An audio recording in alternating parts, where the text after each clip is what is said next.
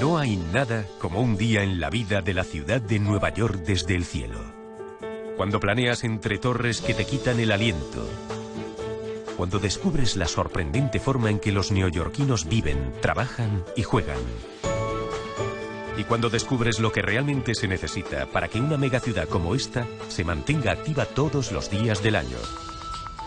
Por toda la ciudad de Nueva York se encuentran personas que hacen cosas inimaginables cada día. Algunos desencadenan explosiones en la roca madre a 15 plantas bajo tierra. Otros se alzan hacia el cielo y arriesgan sus vidas al pender de una de las torres más altas de los Estados Unidos. En una ciudad que sufrió una tremenda tragedia, los más valientes de Nueva York deben entrenar duro, mientras otros pasan sus días planeando por lo alto para vigilar las calles que dejan a sus pies. El duro trabajo y el ingenio que permiten a la ciudad de Nueva York prosperar no tiene fin, y los inmensos sistemas que hacen posible la vida aquí nunca duermen. Un conocido escritor la denominó como una joya magnífica. Una ciudad cuyas calles laten durante la noche con suficiente potencia para deslumbrar a millones de personas por todo el mundo y cuyas torres compiten por ser el centro de todas las miradas con sus distintivas coronas. Todo esto en un solo día, en una de las metrópolis más grandes de los Estados Unidos, la ciudad de Nueva York.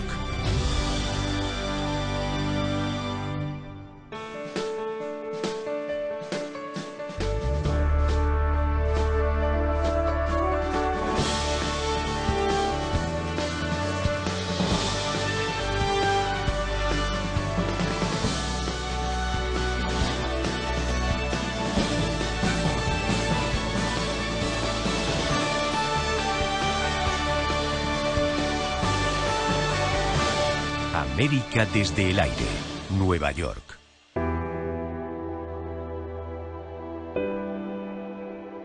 Son las 5:30 de la mañana y algunos de los trabajadores neoyorquinos más madrugadores ya se han puesto en marcha, abriéndose camino por el puerto de Nueva York gracias al ferry de Staten Island.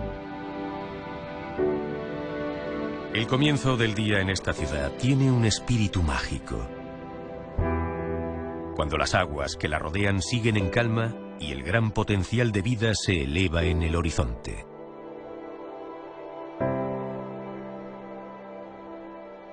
Para muchos de los que viajan en este ferry, su viaje matutino es como la calma antes de la tormenta.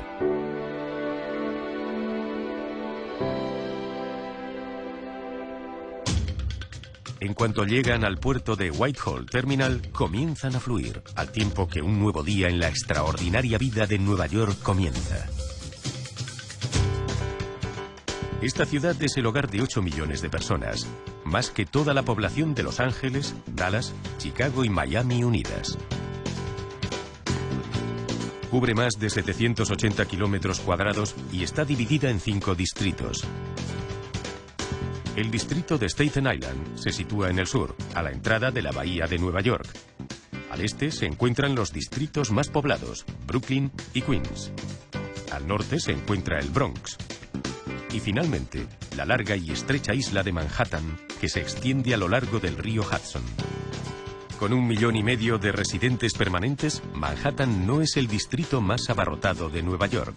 Pero durante los días de entre semana, la población de Manhattan se dobla cuando los trabajadores pendulares y otras personas de la ciudad inundan sus calles, al igual que personas procedentes de lugares como Connecticut, Nueva Jersey y otras ciudades del estado de Nueva York.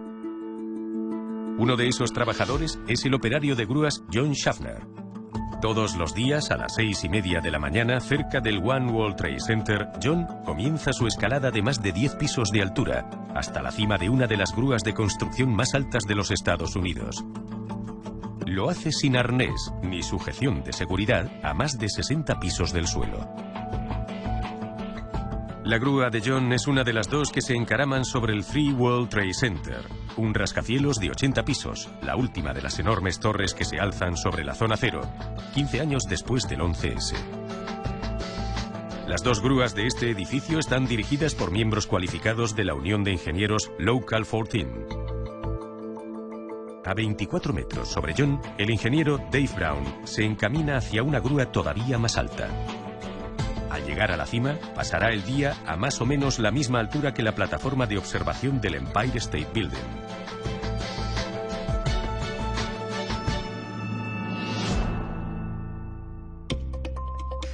La mayor parte de los neoyorquinos no tienen la oportunidad de ver a los operadores de grúas haciendo su escalada matutina, y es sencillo entender por qué. Desde el suelo no son más que pequeñas motas que trepan hacia el cielo. Todos los días, antes de poner en funcionamiento esta imponente máquina, John se aproxima hasta la zona de vigilancia por encima de la cabina para comprobar los cables de acero y las poleas de la grúa. Todavía sin sujeción de seguridad. Se encuentra a más de 300 metros del suelo. Algunos de los mejores ingenieros operativos no trabajan a estas alturas por el riesgo que supone. Dave no es uno de ellos.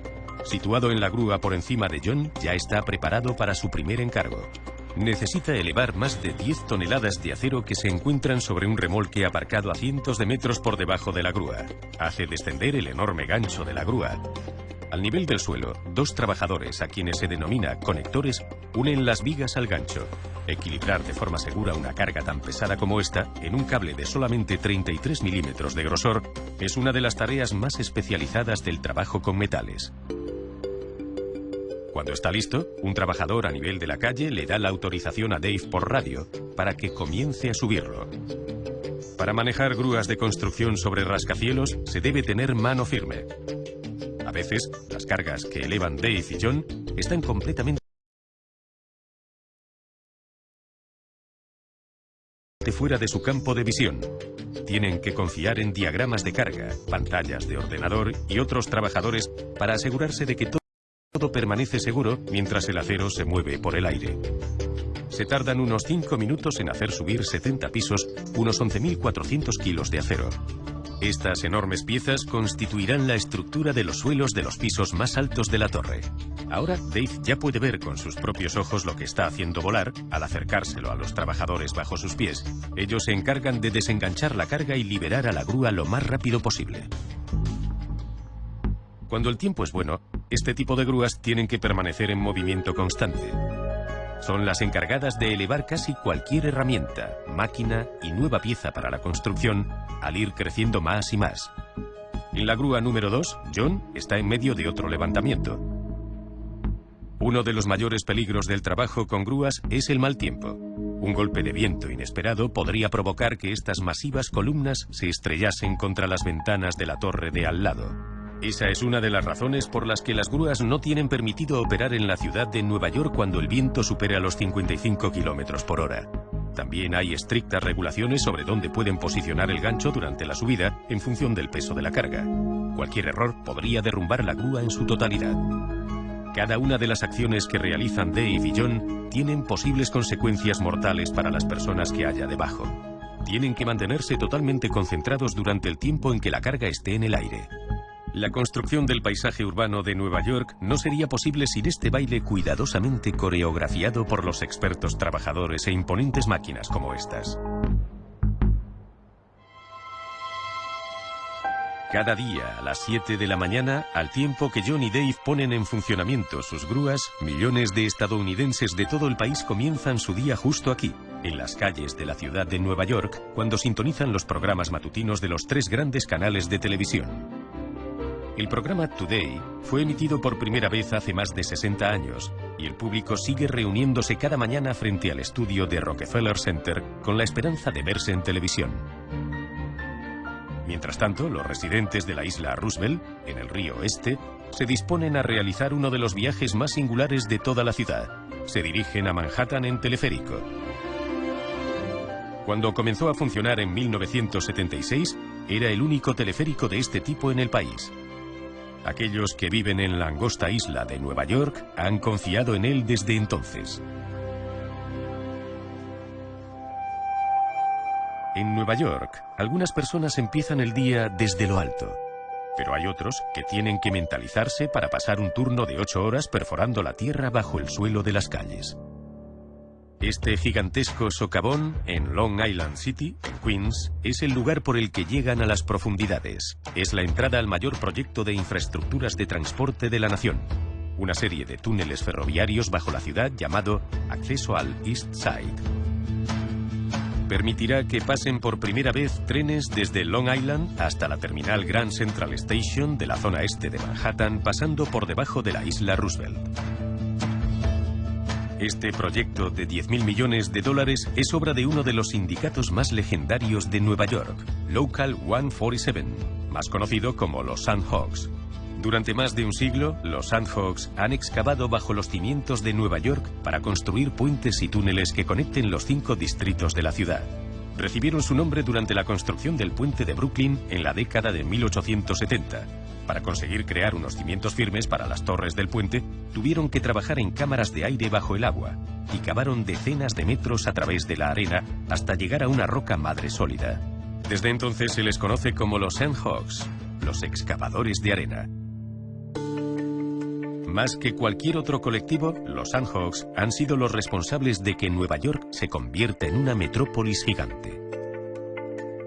Fueron ellos quienes esculpieron el vasto sistema de túneles que transportan agua potable desde las reservas de la ciudad hasta los 5 distritos. Perforaron el suelo hasta crear más de 6 importantes túneles ferroviarios que entran y salen de Manhattan. Construyeron la mayor parte de las líneas de metro de la ciudad de Nueva York y trajeron a la vida el mayor sistema de alcantarillado que hace que la ciudad se mantenga limpia. Pero el proyecto de acceso al East Side, que empieza aquí, en Long Island City, en el distrito de Queens, es su mayor proyecto hasta la fecha.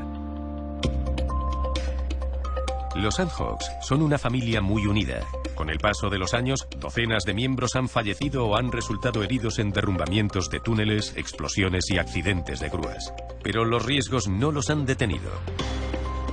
Cada día de la semana a las 7 de la mañana, llueva o haga sol, descienden bajo tierra.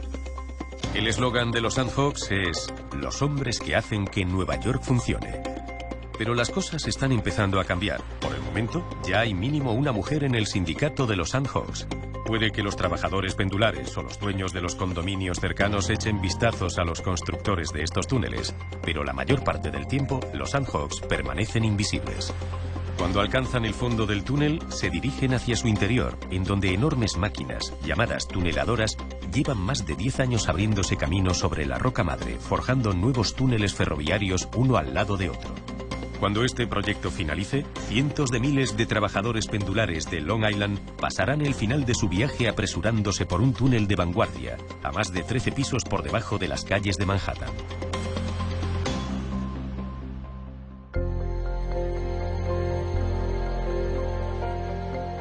Desde el exterior de sus distritos, la vista de la silueta de la ciudad de Nueva York en el horizonte inspira asombro.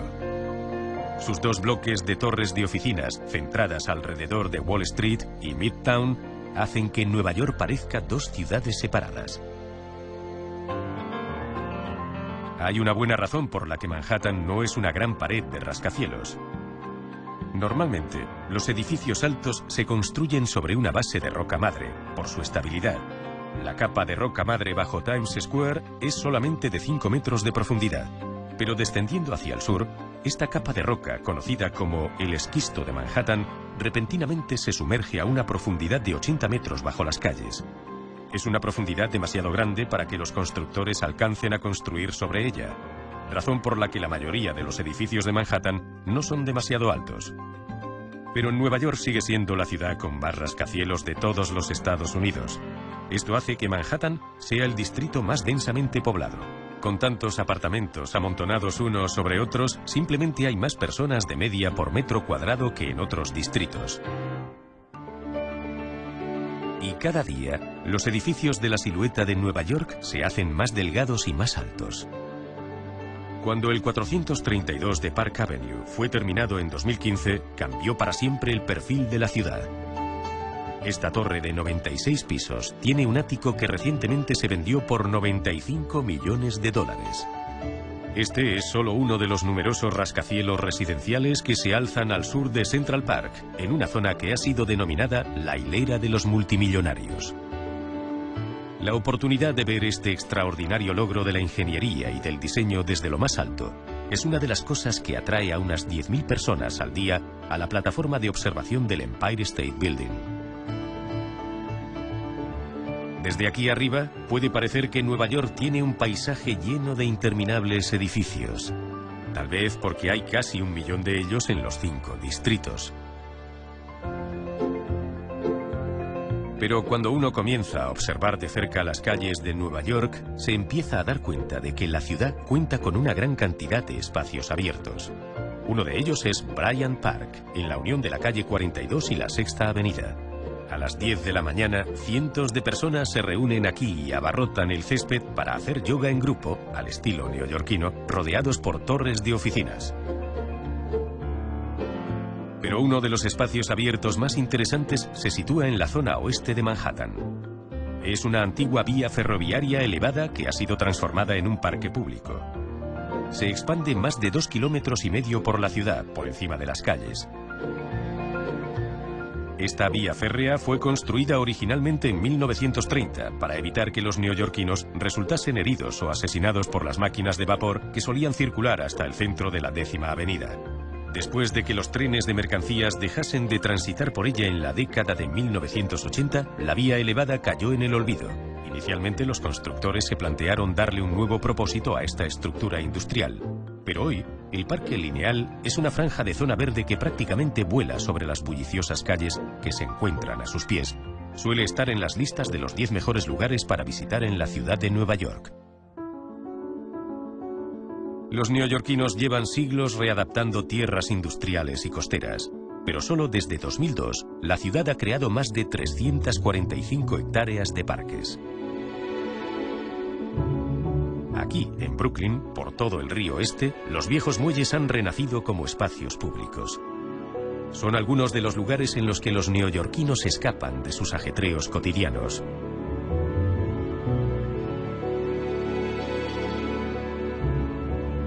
Mientras, otros lo hacen nadando en medio de Central Park.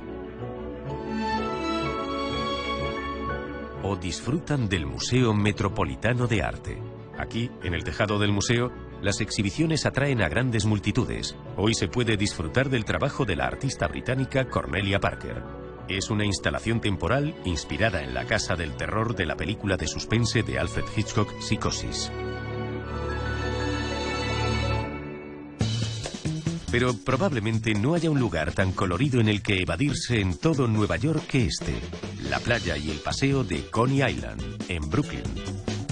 Durante el verano, las atracciones de Luna Park, de Coney Island, están abarrotadas durante todo el día, y las colas del centenario puesto de perritos calientes Nathan's parecen interminables. Nueva York tiene 840 kilómetros de asombrosas costas por los 5 distritos. 22 de esos kilómetros son playas. Puede que Coney Island sea la más famosa, pero solamente es una entre muchas. Cerca de la península de Rockaways, en Queens, se encuentra la mayor playa urbana de la nación. Es la única en Nueva York en la que hay olas para surfear. También es el hogar de uno de los últimos clubes de playa que quedan en la ciudad, un legendario lugar llamado The Silver Gull. Sus socios son conocidos por sus elaboradamente decoradas cabañas, que están colocadas en 2 pisos sobre la arena.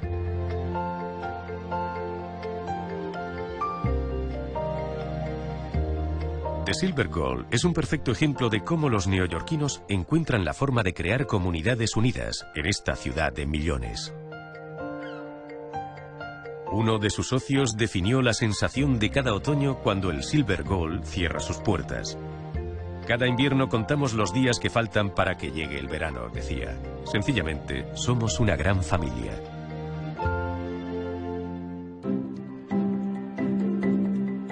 Pero no importa cuál sea la estación, los neoyorquinos forjan algunos de sus lazos más fuertes en la modesta esquina de un edificio del Bajo Manhattan cerca del ayuntamiento. A las 9:30, los recién casados comienzan a emerger de la agencia matrimonial de la ciudad de Nueva York. Algunos neoyorquinos acuden aquí para obtener sus licencias matrimoniales y casarse en el mismo sitio, razón por la que estos escalones se pasan el día llenos de confeti. La ciudad de Nueva York es el rival de Las Vegas en cuanto a capital de matrimonios de la nación. Emiten hasta 330 licencias matrimoniales cada día de la semana.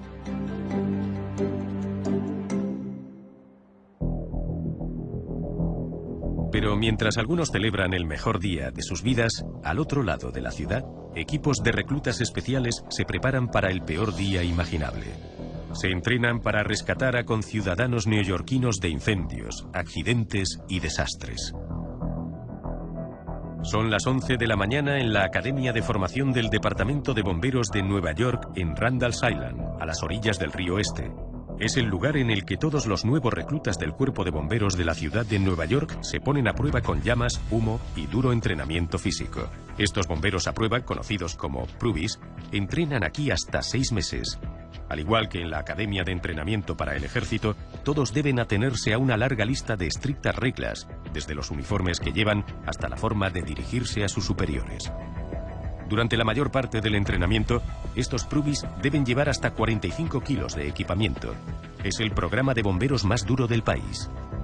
Los reclutas aprenden desde cómo atajar entre los tejados con altas llamas, a cómo deslizarse por altos edificios, a rescatar a posibles víctimas dentro de ellos, a apagar fuegos en buques cisterna en los muelles neoyorquinos y a liberar pasajeros de vehículos accidentados en las calles de Nueva York.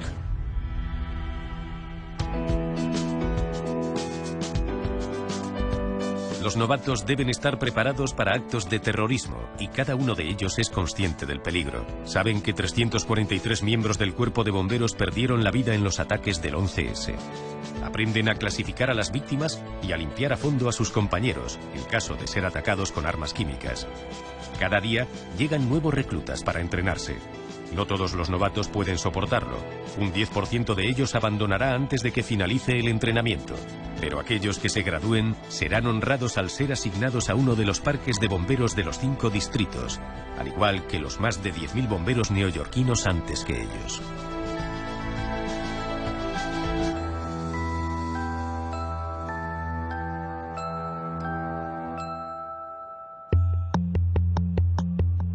Es la 1 del mediodía en Nueva York. Y a 500 metros por encima de las calles del Bajo Manhattan, 2 atrevidos trabajadores están colgados arriesgando sus vidas. Están aferrados a la mismísima punta de la aguja del One World Trade Center, a la que denominan la Torre de la Libertad.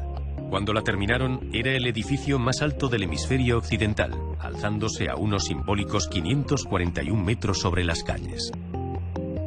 Cada hombre está sujeto con 4 enganches distintos, 2 por delante y 2 por detrás, y con cuerdas denominadas maromas.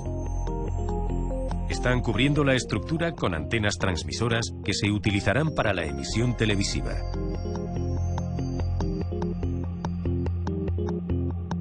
Por debajo, un equipo de apoyo les pasa nuevos paneles en cuanto están preparados. Todas las herramientas que necesitan las llevan enganchadas en una cuerda de seguridad. Hasta la caída de la llave inglesa más pequeña desde esa altura alcanzaría una velocidad de 160 km por hora para cuando llegase a la calle. Su aguja ha sido el foco de polémicas que han plagado la Torre de la Libertad durante años. Originalmente, en el diseño de la torre, la aguja iba a estar cubierta de pequeñas formas angulares blancas que proporcionarían una transición dramática desde la fachada de cristal del edificio hasta el cielo. Pero posteriormente, los dueños del One World Trade Center decidieron que esas formas blancas serían muy difíciles de limpiar y dejaron la aguja al descubierto. Muchos neoyorquinos, incluido el arquitecto, se sintieron traicionados. Discutían que la estructura de acero desnudo no era la forma adecuada de coronar un edificio que había renacido de las cenizas de la zona cero.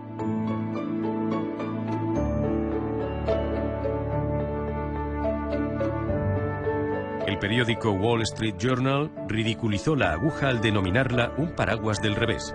Otro problema era que las antenas de la parte superior de los edificios no suelen contarse como parte de su altura oficial, lo que implicaba que el One World Trade Center sería 125 metros más bajo de lo prometido. Por suerte, en 2013, el Consejo de Edificios Altos y Hábitat Urbano determinaron que la aguja era una parte esencial de la Torre de la Libertad y que la altura de 541 metros era precisa.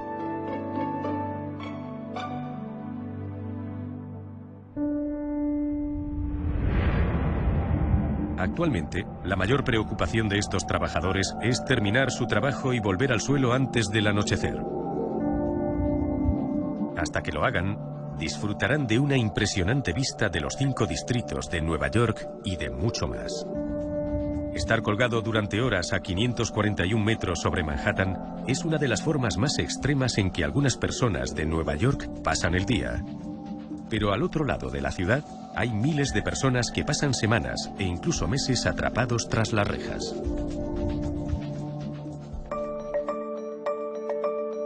Cuando se sobrevuela el barrio de Hunts Point, en el Bronx, se atisba una sobresaliente estructura de acero azul y blanco que al principio parece un almacén como cualquier otro. En realidad es una enorme barcaza. Este es el centro correccional Vernon C. Bain, la prisión flotante más grande del mundo. A finales de la década de 1980, el Departamento de Correccionales encargó esta gigantesca instalación de 5 pisos por más de 160 millones de dólares. Cuenta con 800 camas, una clínica médica, una capilla e incluso un ala de máxima seguridad. El único espacio abierto es un patio de deporte en la zona más alta de la barcaza. Una vez un preso trepó por la valla para intentar escapar. Los guardias le bombardearon con balones de baloncesto, pero se resbaló en lo más alto y cayó en el río Este. Pero no llegó lejos. Pocos minutos después, la policía lo atrapó en el agua y lo llevaron de nuevo a su celda. En un principio, el centro Vernon C. Bain fue creado para evitar las aglomeraciones en una de las prisiones más conocidas de todos los Estados Unidos. La isla Rikers, que se encuentra justo enfrente en el río Este. Rikers es una de las más de 36 islas repartidas por el territorio de la ciudad de Nueva York. Es como la propia versión neoyorquina de Alcatraz, aunque casi 20 veces más grande. Los trabajadores penitenciarios construyeron la mayor parte de sus 160 hectáreas de espacio con vertedero incluido, y solo hay una carretera por la que entrar y salir. En un día cualquiera, aproximadamente 10.000 prisioneros se alojan aquí. La mayoría no han sido condenados por ningún delito. Son detenidos en prisión preventiva, encarcelados en Rikers hasta que llegue el día de su juicio. Hay 10 prisiones diferentes en Rikers Island para los diferentes tipos de presos y delitos, y están claramente sobresaturados.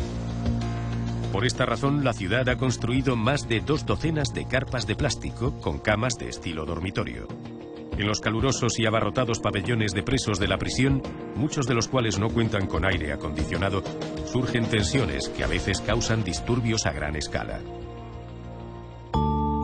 Pero cada día, a varios de los detenidos se les permite salir de Rikers, no para que acudan al juicio, sino para que realicen voluntariados, trabajos duros que la mayoría de sus conciudadanos neoyorquinos nunca se plantearían. Cada día laborable, el autobús del correccional, con los prisioneros a bordo, se abre camino a través del puente que llega hasta City Island, la única isla habitada del Bronx. Desde el aire parece una ciudad costera de Nueva Inglaterra, hasta que ves los rascacielos de Manhattan justo detrás. Muchos de los que viven en ella aseguran que no se imaginan viviendo en ningún otro lugar. Algunos cinéfilos conocen City Island gracias a las películas como Largo viaje hacia el norte, protagonizada por Katharine Hepburn, Los Tenenbaums, Una familia de genios, o El amor es todo lo que hay, con Angelina Jolie, que fue grabada en parte aquí. Hoy no hay equipos de rodaje, puesto que los presos de Rikers se aventuran hasta City Island por su única calle principal. Se dirigen a un muelle de la costa este.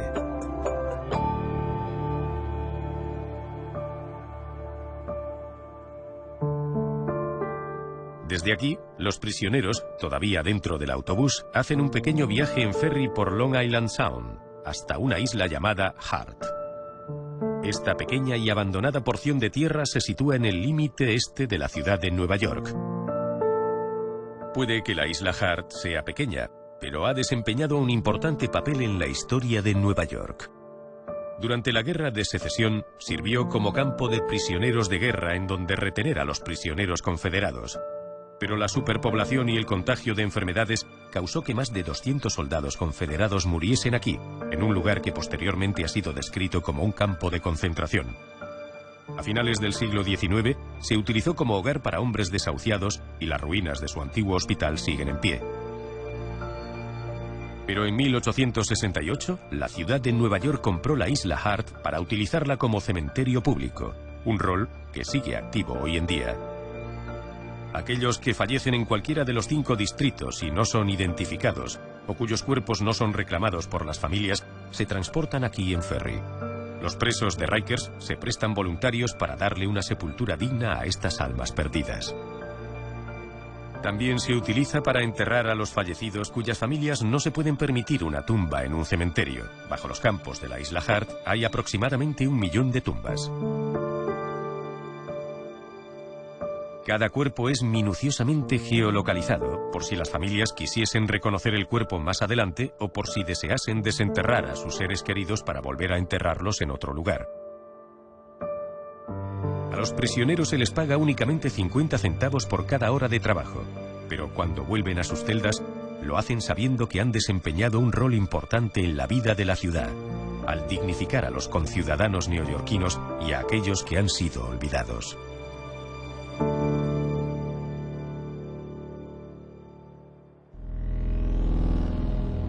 Son las 4 de la tarde y un helicóptero que transporta agentes marinos y aéreos del Servicio de Vigilancia Aduanera se dirige al aeropuerto de Nueva York y de Nueva Jersey. Esta es una de las numerosas agencias que monitorizan los posibles riesgos de Nueva York cada día. Desde el agua se les une la Guardia Costera de Estados Unidos y la Policía de Nueva York. Y cuando el presidente llega a la ciudad por aire, el Cuerpo de Marines de Estados Unidos actúa de escolta para el Marine One y su correspondiente señuelo. Hoy, estos agentes monitorizan uno de los portacontenedores más grandes del mundo que acaba de atracar aquí, en Bayonne. Cada día, cerca de 10.000 contenedores de transporte de todo el mundo llegan al puerto de Nueva York. Los cárteles de Sudamérica y Asia Sudoriental suelen intentar utilizar estos contenedores de acero para el contrabando de drogas.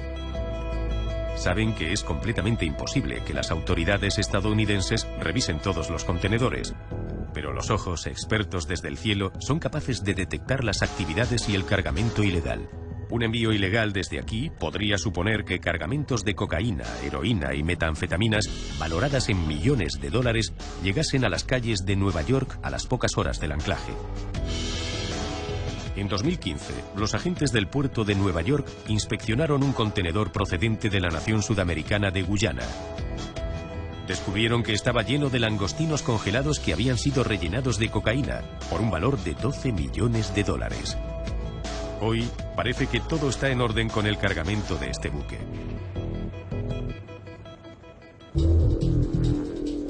En el cielo sobre el puerto de Nueva York y del Bajo Manhattan, incluso los pilotos de las fuerzas policiales deben tener cuidado. Tienen aeronaves por todas partes. Más de 40.000 helicópteros de turismo se alzan cada año desde helipuertos como este. El helipuerto de Downtown Manhattan.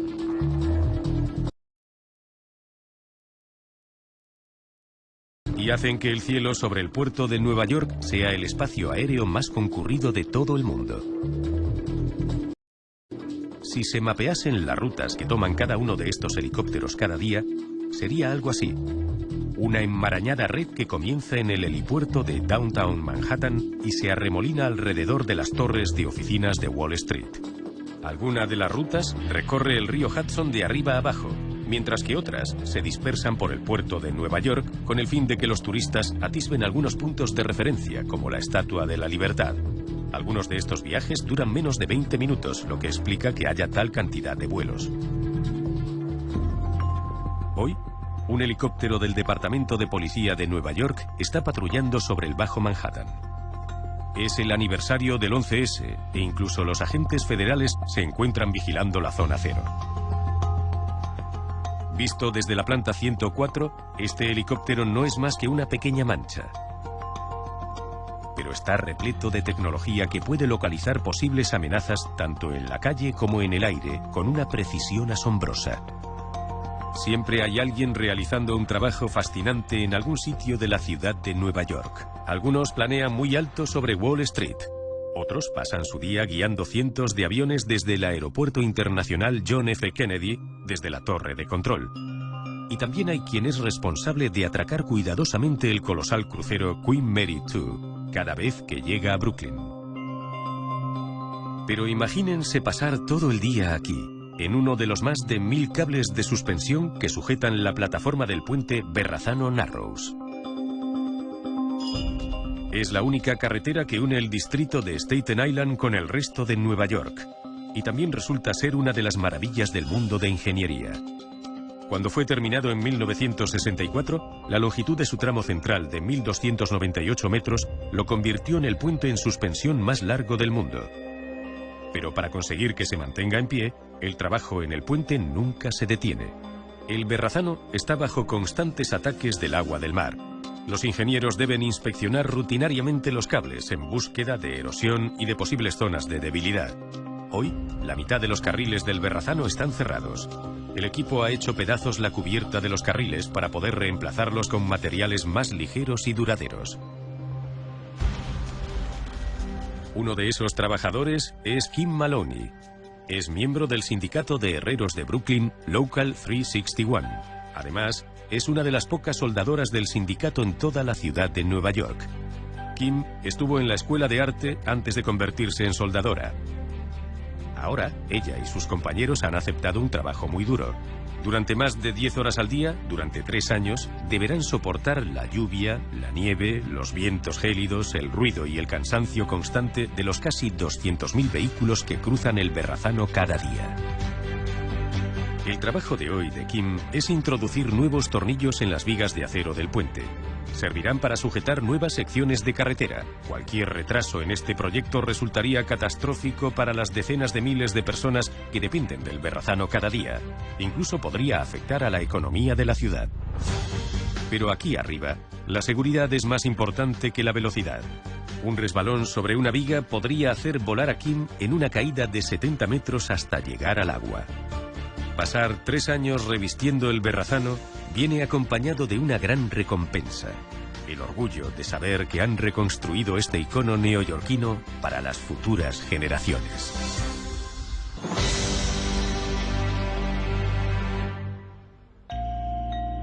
Hoy, cuando el turno de Kim termine, volverá a casa justo cuando el sol se ponga sobre Manhattan. Pero cuando la jornada laboral de Nueva York llega a su fin, llega el momento de que la noche cobre vida en la ciudad que nunca duerme. A las 8, los puentes, túneles y carreteras de Nueva York siguen abarrotados de trabajadores pendulares. Los trabajadores de Nueva York pasan más de 6 horas a la semana desplazándose por trabajo. Más tiempo de media que cualquier trabajador del resto del país. Muchos se encuentran de camino a casa, pero otros se preparan para los turnos de noche. Uno de los lugares en que los trabajadores matutinos y los nocturnos se encuentran es aquí, en el puente de Manhattan hacia Brooklyn, en donde los trenes del metro se entrecruzan unos con otros. Es la versión neoyorquina del cambio de guardia.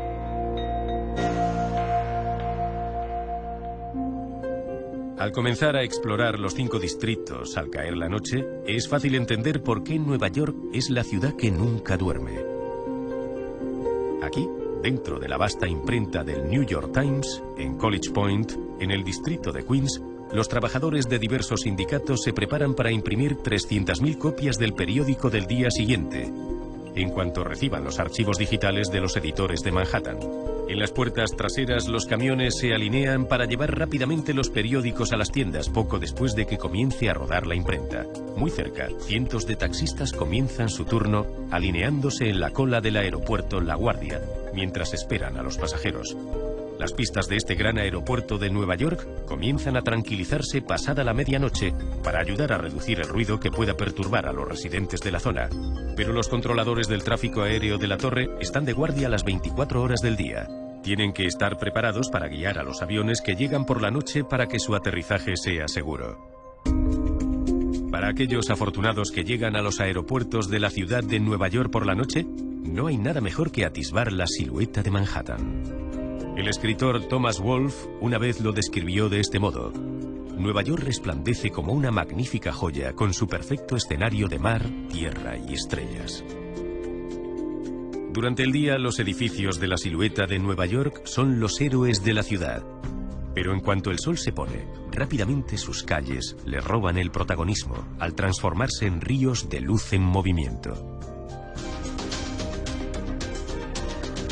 Puede que el espectáculo nocturno de Nueva York deslumbre a los humanos, pero no es demasiado bueno para las aves. Cada año, decenas de miles de estas criaturas mueren al intentar volar sobre esta mezcla nocturna de oscuridad, luz artificial y cristales reflectantes. Algunos propietarios de inmuebles comerciales apagan las luces por la noche durante las épocas de migración de las aves para darles a estas una mayor oportunidad de supervivencia. Pero hay una luz aquí, a pie de calle, que brilla las 24 horas. Es imposible no verla cuando se sobrevuela la esquina sureste de Central Park y se mira en dirección a la Quinta Avenida. Esta es la entrada de acceso a una de las tiendas más rentables del mundo. Nunca cierra sus puertas, lo que explica que sus ventas fuesen de casi $1 millón al día en 2009. Se dice que fue al creador de Apple, Steve Jobs, a quien se le ocurrió la original idea de una entrada en forma de cubo que convirtió a esta vacía plaza en un punto de referencia comercial futurístico y famoso. Es uno de los millones de luces que hacen posible que Nueva York se vea desde el espacio. Su potencia combinada hace que Nueva York sea una de las ciudades más brillantes del mundo.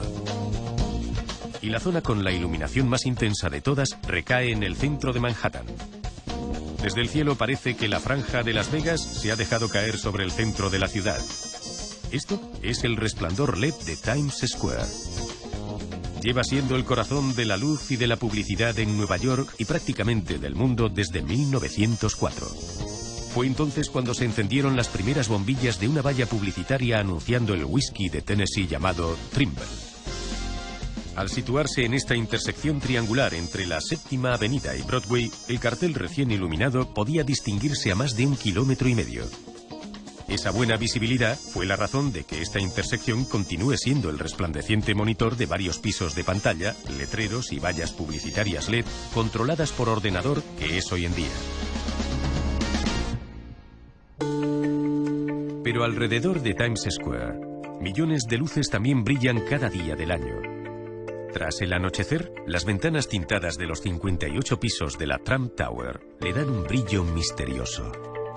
Y muy cerca, las luces de la torre de 96 plantas del 432 de Park Ave exhiben algunas de las tecnologías de rascacielos más increíbles del mundo. Justo bajo el ático de la planta superior se encuentran unos enormes amortiguadores que sostienen 3 plantas enteras. Las altas y finas torres como esta pueden llegar a balancearse mucho con el viento, por lo que los ingenieros instalan enormes amortiguadores y contrapesos para controlar el vaivén. No son para dar seguridad, sino por comodidad, para evitar que los dueños de los apartamentos se sientan mareados y se arrepientan de haber desembolsado $2 millones por una de las vistas más espectaculares del mundo. En los edificios de oficinas de gran altura de la ciudad, la razón por la que las luces se mantienen encendidas toda la noche es para que cientos de miembros del personal de mantenimiento y de conserjería pueda terminar su duro trabajo antes del alba. Pero también hay algunas luces sin las cuales sería difícil imaginarse una noche en la ciudad de Nueva York. Entre ellas están los 120 triángulos que iluminan la distintiva corona del edificio Chrysler y la elaborada presentación de la parte superior del edificio Empire State, que lo han convertido en un icono en todo el mundo. En la zona de la bahía, la antorcha de la Estatua de la Libertad arde brillantemente desde el anochecer hasta el amanecer. Pero no hay luces tan significativas como las de los 2 cuadrados que yacen en la base de la Torre de la Libertad y que enmarcan la zona cero. Enmarcan las 2 fuentes reflectantes que se han construido sobre las huellas de las antiguas Torres Gemelas. Estos monumentos de luz y agua forman parte del Monumento Nacional del 11 de septiembre. Honran a las casi 3.000 personas que perdieron la vida en los ataques terroristas de 1993 y del 11S.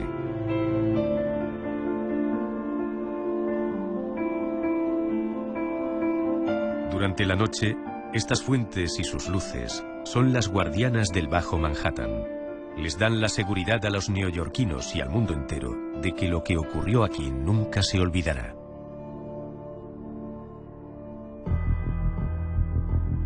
Sin sus luces, la ciudad de Nueva York se desvanecería en el cielo de la noche. La metrópolis al completo se sentiría perdida entre las oscuras aguas que la rodean. Hace 40 años, eso es exactamente lo que ocurrió cuando los residentes de la ciudad se quedaron en absoluta oscuridad durante un apagón legendario.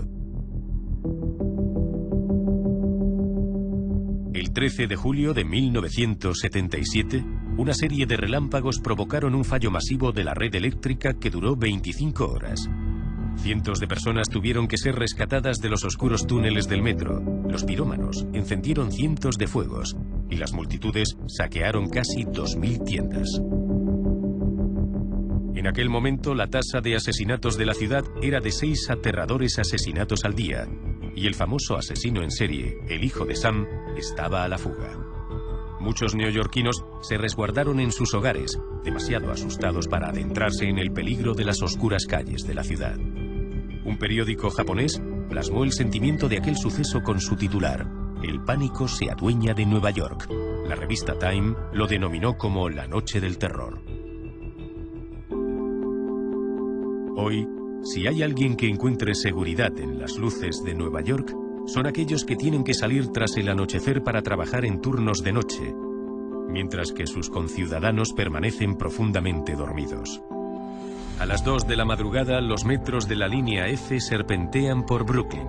Después de que todos los pasajeros se bajen en la última estación de la línea, el conductor todavía tiene que hacer una última parada. Es un lugar llamado Coney Island Complex.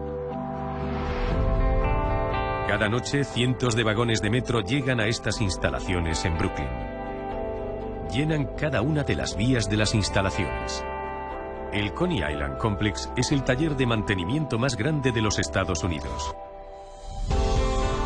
Es el lugar al que la mayoría de los vagones de metro llegan para ser inspeccionados y reparados, justo a tiempo para los viajes de la mañana siguiente.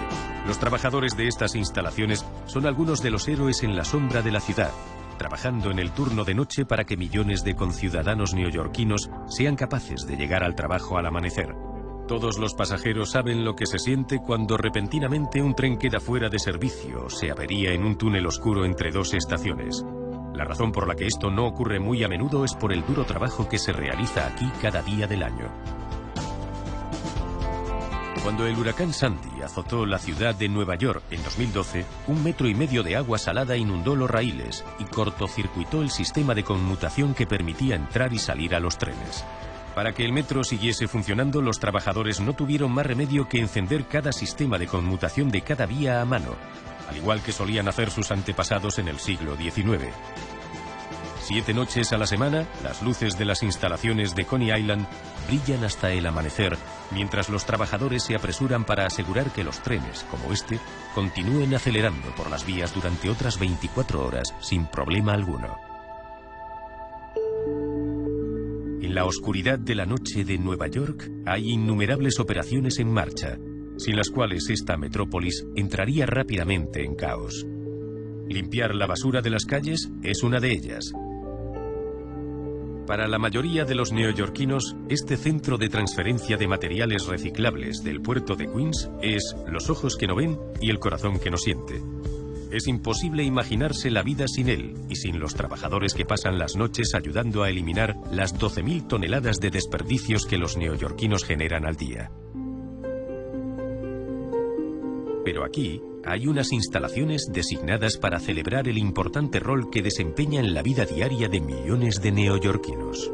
Esta colorida estructura puede parecer un museo de arte futurista, pero en realidad es la planta de procesamiento de aguas residuales más grande de la ciudad, y la conocen como Newtown Creek. Más de 1.890 kilolitros de aguas residuales de todo Brooklyn y Manhattan se procesan aquí cada día. Las extrañas formas de su acero inoxidable se conocen como zonas digestoras. Dentro de esas zonas, el calor y las bacterias descomponen las aguas negras, convirtiéndolas en agua, gases y lodos sólidos que posteriormente se secan y se venden como fertilizante. Los residentes de Greenpoint podrían haber acabado viviendo al lado de una monstruosidad industrial. Pero el Departamento de Sanidad contrató a los mejores ingenieros para diseñarlo y a un experto en iluminación francés a quien se le ocurrió la idea de hacer que las zonas abombadas brillasen con luz azul. Hoy, Newtown Creek se ha convertido en todo un icono en Brooklyn y en lo que la ciudad denomina con orgullo como una perfecta combinación de ingeniería y arte.